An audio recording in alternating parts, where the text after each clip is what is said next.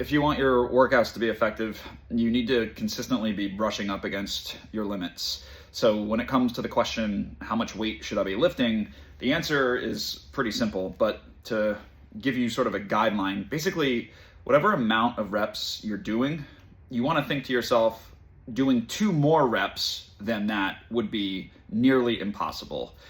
So if your reps are 8, you should be thinking, well, doing 10 would be a really tall order. And it should be consistent like that almost across the board with every set that you're doing, every exercise you're doing.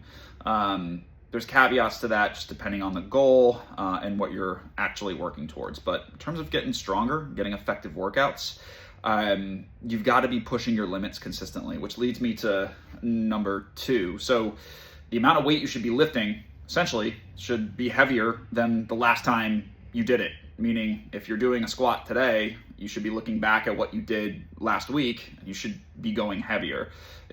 Principally speaking, you need to be consistently overloading, which just means going heavier or asking your body to do more than it's done in the past. You have to be doing that consistently.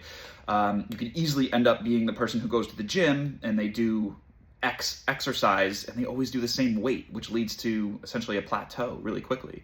The third thing is a feeling, and basically you've had an effective workout considering how much weight you've used if you more or less feel kind of shaky in the areas that you've worked.